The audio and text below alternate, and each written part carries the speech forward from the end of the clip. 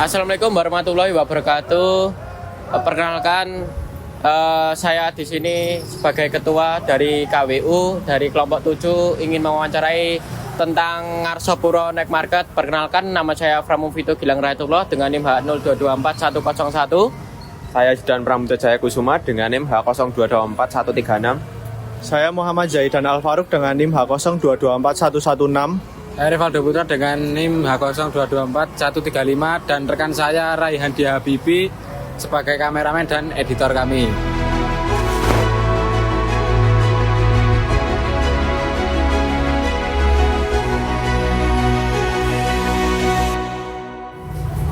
Boleh minta waktunya sebentar buat wawancara nggak? Oh, boleh Mas. Sebelumnya dengan Mas siapa ini? Rizal Mas. Bisa saya Aldo. Oh, Asalnya dari mana? Madiun Mas. Madiun. Saat ini sedang wisatawan di Solo itu lagi liburan atau gimana? Ya kebetulan liburan sekolah. Nah rumahnya nenek di Sukoharjo. Jadi saya sekalian jalan-jalan di sini. Yang buat Mas tertarik buat ke night market ini apa ya Mas? Gimana ya? Suasananya kayak di Jogja sih Mas. Cantik gitu. Terus kesini tuh biasanya nyari apa Mas? Saya di sini kebetulan baru mau cari gelang Mas. Selain gelang ada keperluan apa atau untuk jalan-jalan atau gimana? Paling ya sekalian jalan-jalan Mas. Jalan-jalan. Jadi suasananya sangat asik gitu ya? Asik Mas di sini. Menurut Mas, pelakunya UMKM-nya itu biasanya kalau di sini baru kali ini apa udah lama Mas di sini Mas? Baru kali ini saya Mas. Ya lihat nih di TikTok gitu. Kayak bagus. Masa pengen kesini gitu. Berarti tahu dari sini tuh taunya dari sosial media ya Mas? Ya dari sosial media Mas. Mbaknya di sini tuh nyari apa Mbak biasanya? Kuliner saya di sini biasanya. Kenapa kok Solo Night Market sini Mbak, Ngarsopuro sini? Ya karena di sini terkenal rame komplit barangnya. Cari apa aja ada di sini. Terus tahu night market ini dari sosial media atau dari mana? Iya dari temen sosial media suka ngupload. Kalau Mbaknya sendiri tadi kan bilang mau kuliner itu kuliner apa Mbak kalau malam di Biasanya aku sukanya coffee shop kalau di sini. Iya. Gimana itu? Itu Tetarek 88 itu. Tetarek 88. Terus cafe loka banyak sini. Ya. Kalau menurut Mbaknya yang beda dari tempat lain di Night Market Solo ini apa? Sini tuh lebih komplit. Jadi sini tuh apa aja ada. Cari apa aja ada barang. Terus mau cari aksesoris kayak handphone ada sini. Mbaknya pertama kali ke sini atau udah pernah dulunya? Udah pernah. Oh kalau di sini tuh biasanya ramenya pas kapan Mbak? Malam minggu biasanya. Iya. Ramai sekali kalau malam minggu. Jadi kalau tiap liburan memang kesini Mbaknya? Iya. Kopi tadi? Iya, kebetulan sama teman-teman. Kalau mau boleh memberi saran, apa yang perlu ditambahin lagi Mbak buat ramein ini? Kayaknya parkirannya aja Parkiran. sih. Iya. Kalau menurut Mbak parkirannya gimana?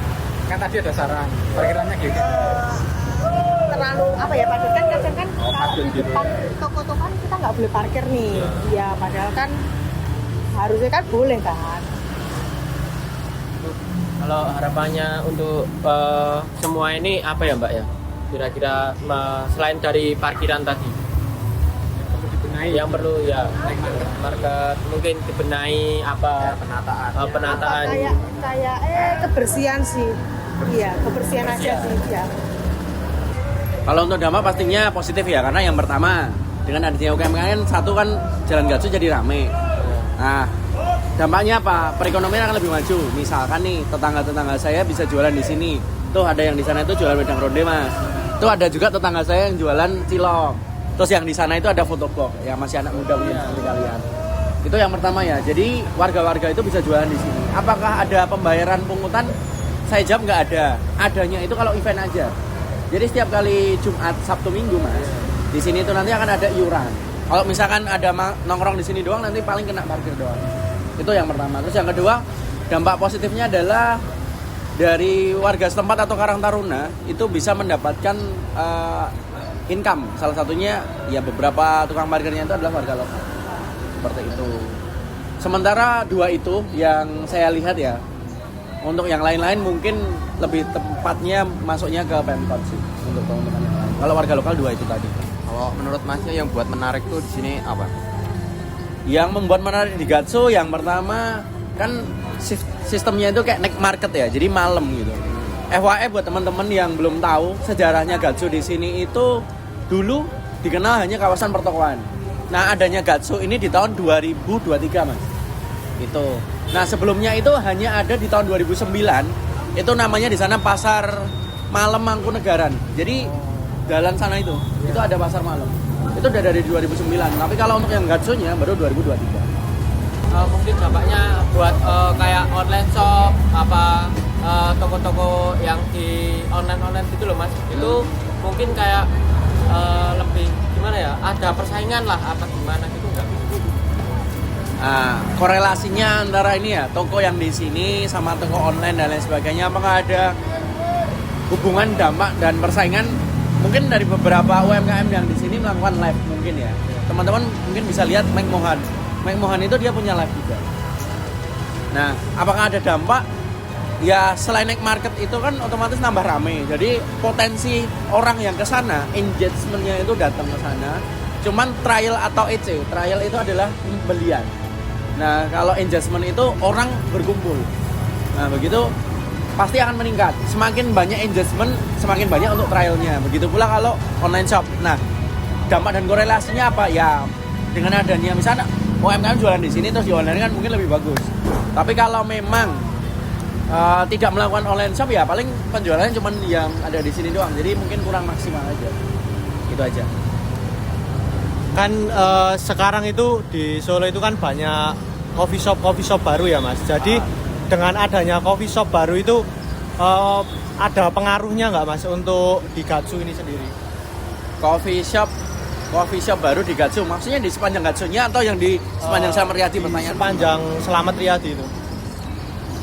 Efeknya ke Gatsu atau ke warga lokal kalau tak jawab jujur ya kembali lagi warga lokal itu nanti kan semakin banyak lapangan pekerjaan ya semakin bisa terserap, jadi warga-warga lokal di sini bisa ngelamar. Cuman kembali lagi apakah dari warga lokal akan melamar atau tidak kan kita kembali lagi ke personal Mas.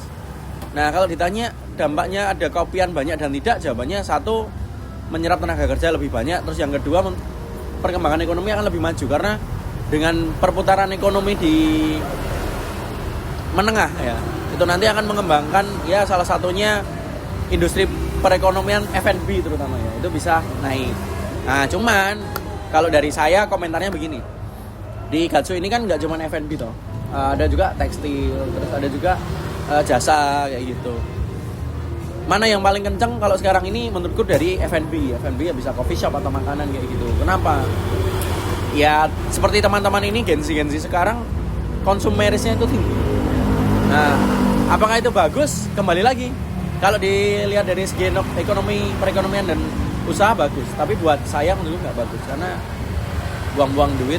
Kalian nggak punya manfaat untuk ngopi kecuali kalian itu punya tujuan yang jelas. Contoh, kalau aku ya, karena usia aku 33 tahun, aku latar belakangnya selain pengusaha, jualan UMKM, saya juga seorang area koordinator di salah satu PT. Saya itu membawai beberapa puluh sales. Menurutku, kalau aku ngopi ya meeting. Kalau nggak itu mungkin ketemu relasi. Nah kalau teman-teman ini mau ngopi mungkin ngerjain skripsi, oke, aku setuju. Tapi kalau cuma buat main, saranku mending nggak deh. Itu aja sih komentar tentang coffee shop. Nah, kalau untuk harapan satu naik market ini dikelola oleh Pemkot. Nah, mungkin kalau dari aku akan lebih baik lagi kalau Pemkot itu akan berkonsolidasi, bekerja sama dengan pihak swasta. Contoh nanti akan ada IO akan membuat suatu event di Gatsu.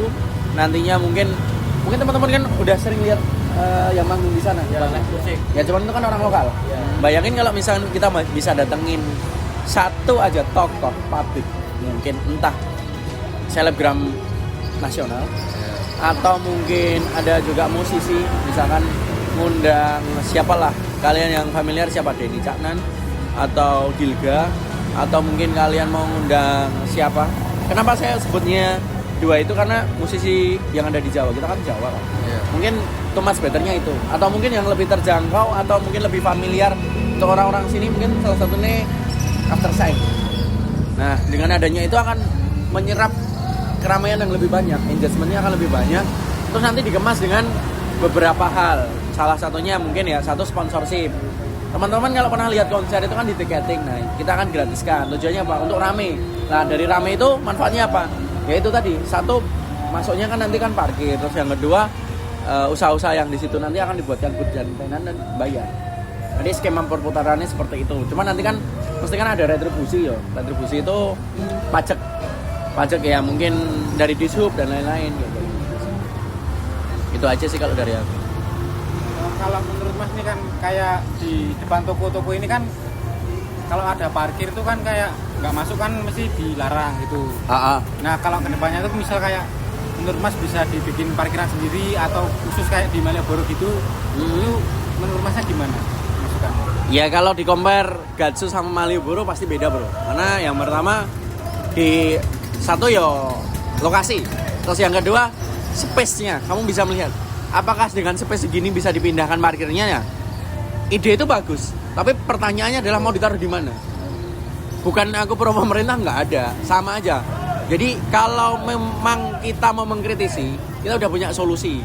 Jadi jangan menjadi orang yang isai protes, tapi nggak ngerti apa yang namanya harus seperti apa. Contoh, misalkan kamu punya ide ini bagus banget sih sebenarnya.